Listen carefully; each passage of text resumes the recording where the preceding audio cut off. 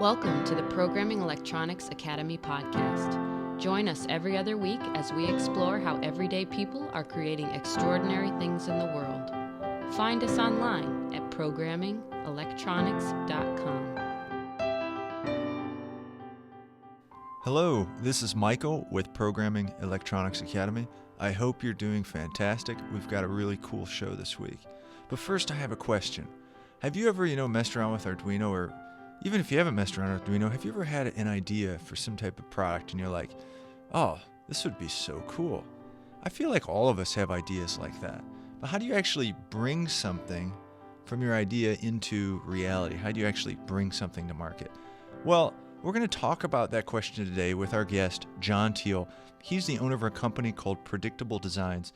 And what they do is they help makers, inventors, entrepreneurs, people with an idea to predictably bring a product to market. We approach this from a very, from a place where I think you might be, where you're just kind of figuring out programming, or maybe you're versed in programming, or maybe you're just getting into electronics, or maybe you're versed in electronics, but kind of from the designer piece of it, from the end user point of view. So it's actually a really interesting talk. I think you're going to enjoy it. So without further ado, let's go ahead and jump right in. Hey, John, thanks a ton for joining me today. I really appreciate it. Hey, Michael, how's it going? I'm glad to be here. Thanks. It's going pretty good. Just enjoyed a wonderful Thanksgiving. Oh, that's great. That's great. Yeah, some time off is always nice. I know. Is it ever really time off? I feel like I'm always working a little bit. I don't know. Yeah, me too. My brain's always going. So, so John, we were just talking, and you mentioned that you've been running Predictable Designs for about 2 years now. And I'd like to hear a little bit about the company, and I'd also like to hear a little bit about how you got to making this company. Okay. Well, the company Predictable Designs, my focus is helping hardware startups, entrepreneurs, makers, inventors, successfully bring a new product to market, specifically an electronic product.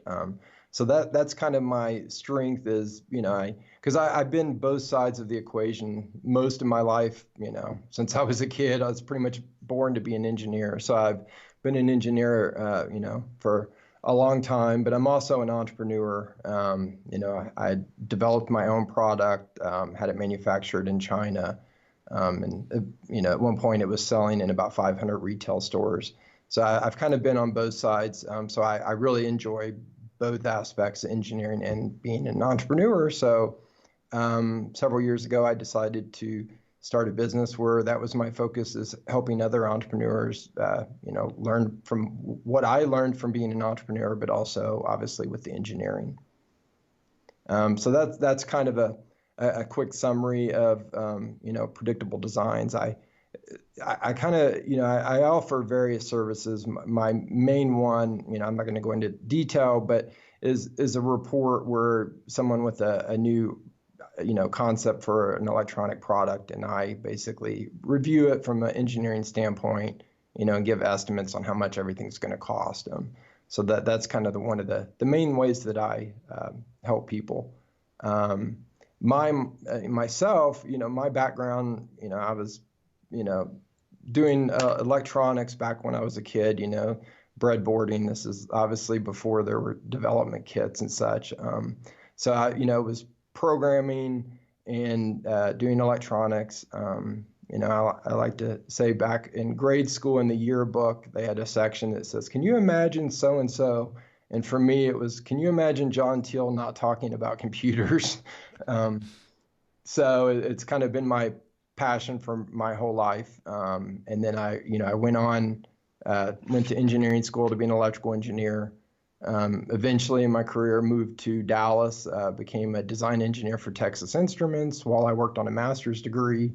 I designed microchips for them for about 10 years. Then I decided I didn't want to be in an office anymore, so we moved to Alaska, and I became just a full-time consultant for TI for like 5 years. And then eventually we moved to Hawaii also, and while we were in Hawaii, TI made the decision they were going to get rid of external consultants. So that's when I started doing freelance work, which I did for a couple of years before starting Predictable Designs. Nice. You still in So that's Hawaii? a quick recap. Oh no, you're in Arizona now. Is that right? Yeah, Northern Arizona. Wow, that's cool. That's really interesting. All right, neat. Okay, Yeah. so I show up at your website. I show up at your doorstep, and I've got, a Frankenstein project in my hand, and I say, John, this is the coolest prototype. This is like this great idea. What does somebody do when they're at that point, or maybe before they're at that point? You know what I'm saying? Because I think everybody, when you start playing with Arduino or even just everybody, you kind of get these ideas and you think, I wonder what it would take to, bring this to market. And you just got a lot of questions going through your mind, but a lot of us, including myself, might be completely naive to what that actually looks like. And I imagine there's easier paths to get, to an end result. So I'm just curious, just maybe we could get some insight on what that looks like. Yeah, absolutely. That's really one of the things that I tend to focus on is I like to help people, provide a dose of realism. I'm not I'm a very, positive, optimistic person, but so many, makers or inventors or entrepreneurs, they go into it just, kind of blindfolded and really having no idea of all the steps that lie ahead and how much money it's going to cost. And, that you can't normally take just an Arduino based project to market. It's, Arduino's, Raspberry Pis and all those are great for proving out the concept. But as soon as you want to start selling it, then, an Arduino just isn't practical. The technology behind it is, but it's just the Arduino itself, you can't really build a product with something like that inside of it, mainly because of the size and then the cost. So I kind of like to, start off with, educating them about that there's a difference between a proof of concept prototype and a manufacturable prototype, something that you can, make in, high volume and sell at a profit. So, part of that is the technology and the technical skills needed to develop a custom product, but also all the costs that go behind it. Whether that be development costs for the electronics or the enclosure or prototyping or scaling it to manufacturing, or ultimately how much it's going to cost to manufacture. So there's a lot of areas in there where people tend to drastically underestimate all the steps. If you have a prototype, that's based on an Arduino that proves your concept, that's a great start, and you've made some, fantastic progress. But there's still a long way to go. Even after you have a prototype that's a custom manufacturable prototype, it's still a long ways to go from a prototype to full manufacturing. Especially if you're, wanting to do this in Asia or, China, for instance. There's a lot of work that goes into going from the prototype to full manufacturing. So, I kind of like to, I'll take a product idea. You've told me, what the product is supposed to do, what technology you think it requires, and then I basically, will do like a feasibility study of that and offer suggestions on how to simplify it, how to save money. There's so many steps that and costs that people just don't think of. For instance, with electrical products, it has to be certified. Maybe that's a UL certification or at the very, very minimum FCC certification. So there's, lots of tricks you can do to lower those costs. Like with FCC, the key to save some money there and simplify your life is to use a module for any wireless functionality. So if you want to add Bluetooth, it's much better if you can use a pre-certified module. Then that will, save you probably about $10,000 just in FCC certification cost. So that's sort of what I consider my, my key strength is helping entrepreneurs and makers understand everything that lies ahead and have reasonable expectations, because that's really the only way you're going to ever succeed is you have to know the steps before you get to them. Yeah, I know. I'm already feeling intimidated, and I have nothing I plan to take to market right now. So. It's not easy. You've got to be a very you have to be dedicated. I always encourage people because it's a lot of fun. It can be extremely exciting bringing a product to market. There are highs, but there are also lows. It really is a roller coaster ride. So you have to just be very motivated, and you have to think long term. This is not something you're going to do in a few months. This is going to be years it's going to take you to make it ultimately, a big success in the marketplace.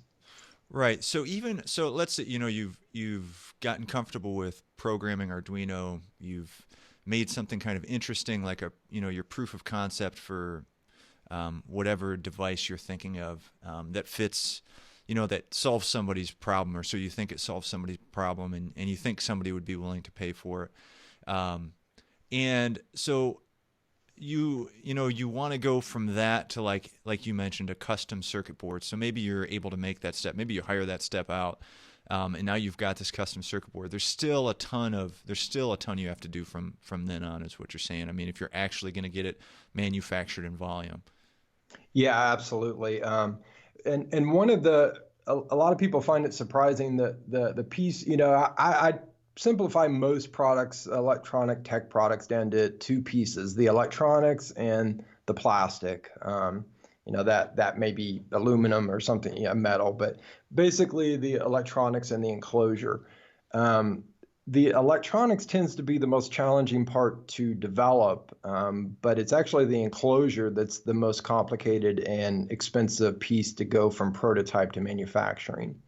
Once you have a custom board made that you're able to, order prototypes of, the process is pretty similar if you're going to make 1 million of them. I mean, there are some extra steps, but the basic design, you send, the design files that you send to your prototype shop are the same files that you can send to a manufacturer to make, millions of them.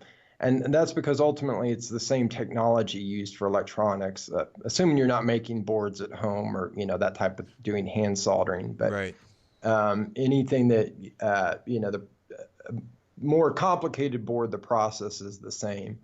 Whereas the enclosure, and, I won't go into too much depth on this part because obviously that's not, your podcast is about programming and electronics and not necessarily the enclosure. But the enclosure is really expensive and complicated to take to manufacturing, mainly because the technology you use for prototyping, 3D printing, is completely different than what you use for production, which is high pressure injection molding. So you have to have, most products have at least 2 plastic pieces, a top and a bottom, and each of those require a metal mold for injection molding, and those molds cost thousands of dollars. For really high volume, it can be into tens or hundreds of thousands of dollars for each mold. So those costs can be pretty complicated, pretty expensive. And there's just you typically have, quite a few design changes you have to make because what you can 3D print isn't the same as what you can injection mold. I find most products you're looking at about a year after you get everything, you get a prototype that you think is, production quality. You can kind of expect, roughly about another year to really get manufacturing set up and be cranking them out. And you can squeeze that down if it depends on what skills you have. If you're able to do a big part of most of the stuff yourself, most of the time that's going to be one of the fastest routes because, no one is more excited or motivated than the inventor or the person behind the idea. My own story, when I was developing my own product, it had a big piece of it was 3D modeling. and I hired mechanical engineers to do that. But I was so excited and just obsessed with making this product happen as soon as possible that I was very impatient and got tired of waiting. So I ended up teaching myself 3D modeling, and then that greatly expedited the whole process. So as with many things, the more you learn, the faster the process will be. Right, absolutely. So are there ways, I mean, I guess you're sitting with this product idea, and like you said, there's significant money involved in getting something developed. And let's assume that you've done some market research that you can tell maybe there's some need. For example, and I guess like one form of market research I think of is a Kickstarter, for example. So if you're able to successfully fund a Kickstarter at a certain threshold, that could be an indicator that there is you're actually filling a need in a market.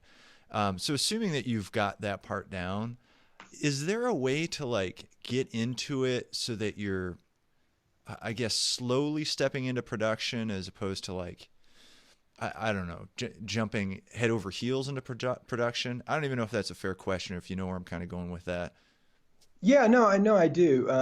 Because I get some people that they want to just go. I mean, they're just ready to dive in. They're ready to take out a home equity loan and, fork over their life savings to make this happen. Typically hiring someone else to do the work. And, I rarely recommend that. I think that the best way, I mean, ultimately, you're never going to be able to do everything yourself. There's just so many skills that you have to do. You're never going to be able to be the best at all of them. But I find that the slow and safe route is to learn and do as you go along, and don't be thinking I've got to get this, every day, every hour counts. I've got to get this out as soon as possible. And I think it's a lower risk, and it kind of lowers the cost if you at each step, if you learn some of the skills to be able to do at least some of the steps yourself. I mean, even if you just develop a proof of concept prototype based on an Arduino and work out some of the product issues, I mean, you've made some good headway that will end up saving you money in the future. So I guess that's kind of my general advice is to just take it slow, but not too slow. I mean, it's like you don't want someone else to beat you to market, and time to market's important. But you'll learn so much along the on the path, and you'll find that in the end, by the time your product gets to market and is a big success, it will generally be a decent amount different than what you originally envisioned. You'll just, through the whole process, you're constantly gathering feedback and then implementing that feedback. So I think, just learn as much as you can yourself, and then outsource, to freelancers, et cetera, the parts that you can't do, or that you don't feel like you would either want to wait for, or, you don't feel like you have the technical ability to learn how to make a custom board, for instance. Right. Yeah. And, I feel like even if you're not taking the time to learn something, at least at a higher level, maybe not like the deep details, but at least at a higher level, maybe that'll give you the language when you're trying to, spec it out to somebody to hire, so that at least you're kind of on the same page with at least language to be able to communicate the idea effectively. Because otherwise, I mean, if you're just clueless about it, and you're like, hey, this is what I want, and you know what I'm saying? I feel like that would really be helpful. Absolutely, I could not agree more.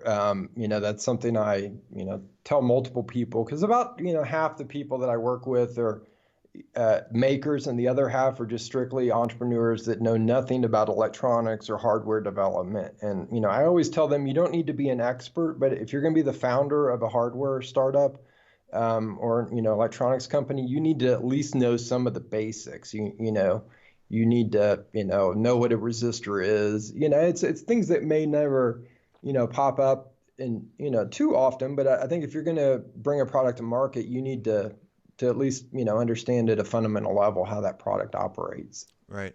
So, if you're getting something developed, and I guess you've seen you've worked with a lot of people who are taking things to market. Is there anything you see that people get caught up on that they don't really need to be caught up on? Um, yeah, I would say, I mean, there's multiple things, but probably a patent is, I think, one of the main pitfalls that a lot of people fall into. A patent can, can be important and offer some benefit, but I see a good number of people that are just so focused on getting that patent. And they have to realize, I don't know the exact number, but I've read it's, 99.99% of patents never make it to market. So, and along with that, and I just had written a blog article on this topic, is people tend to be very secretive with their idea.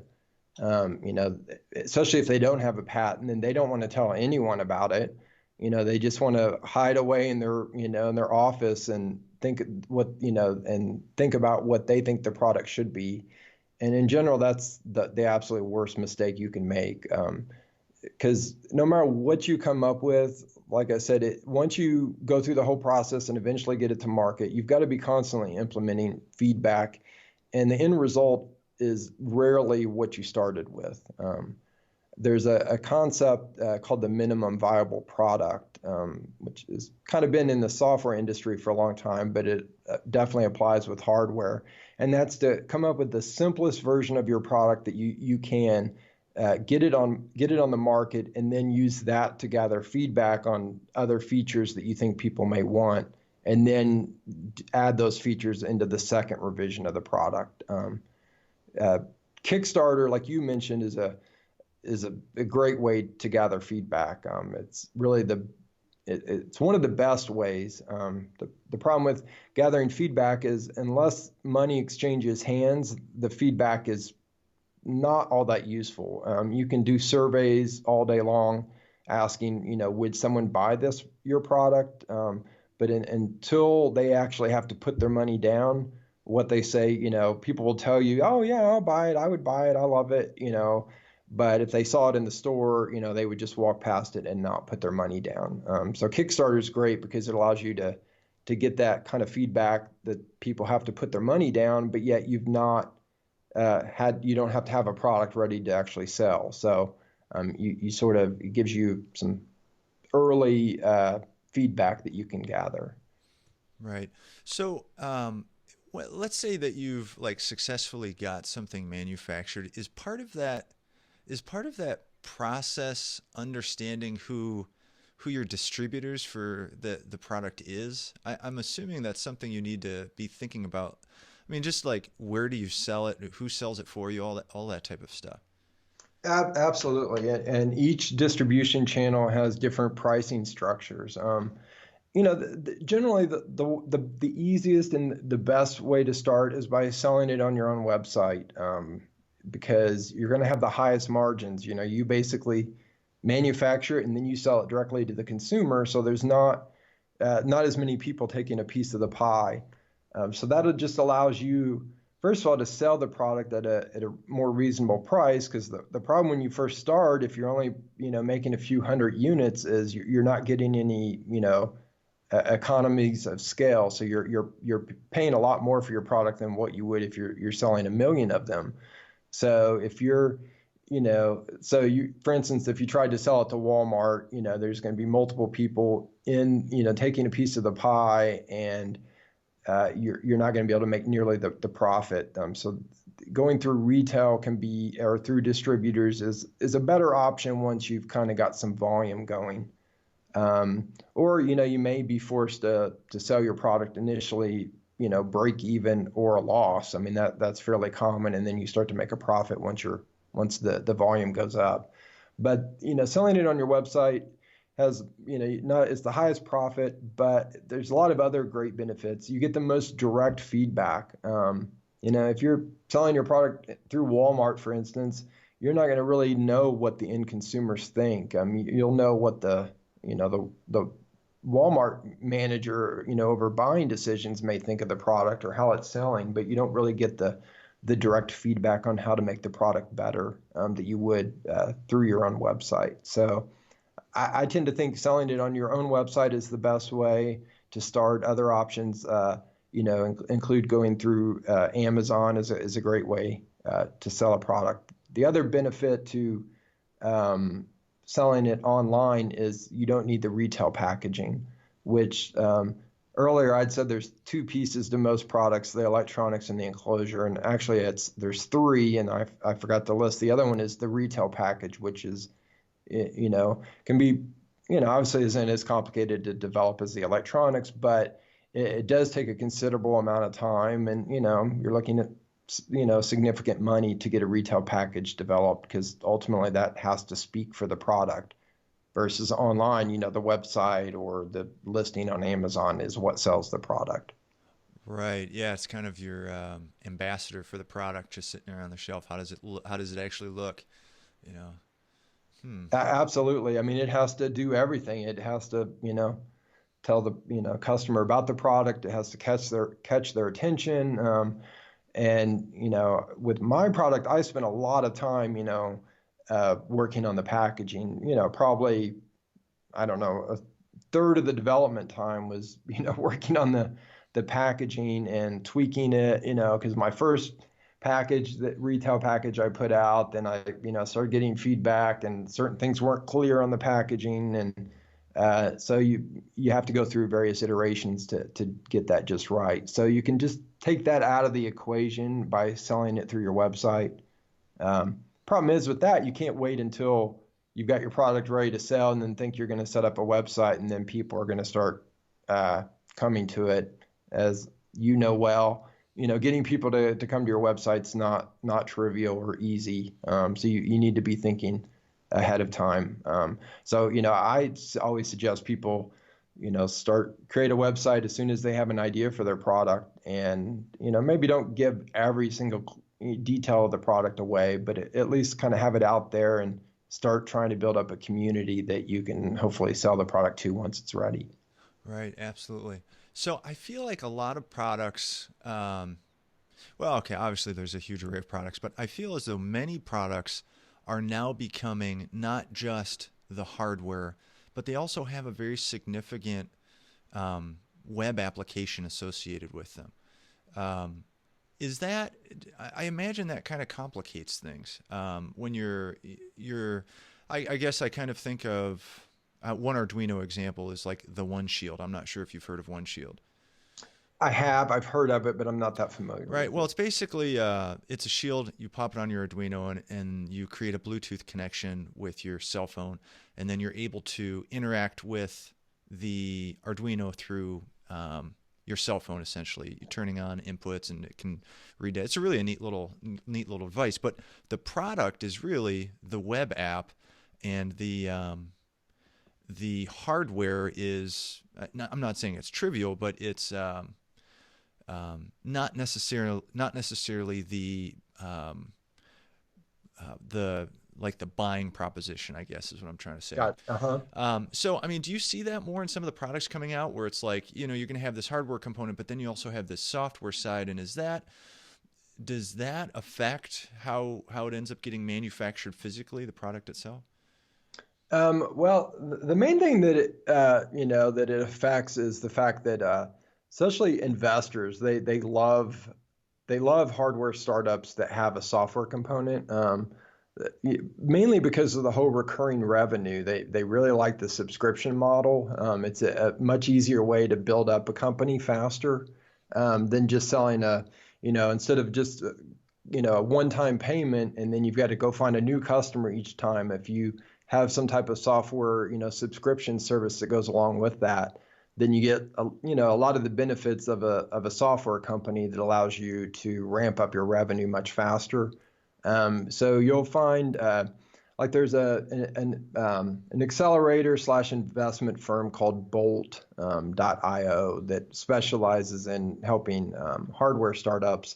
And they pretty much almost exclusively focus on startups with a hardware product that also has a software component, just because mainly they know from a business standpoint that adds a lot of benefits to the company.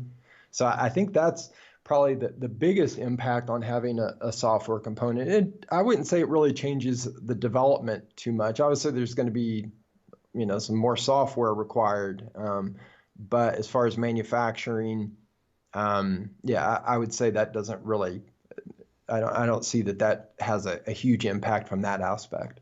All right, awesome. Okay, so this has been fun. I've learned a lot, and I've really enjoyed this. But what is the first advice you could give to some scrappy person out there right now who's like, yeah, I've got this idea, or I'm working on this prototype.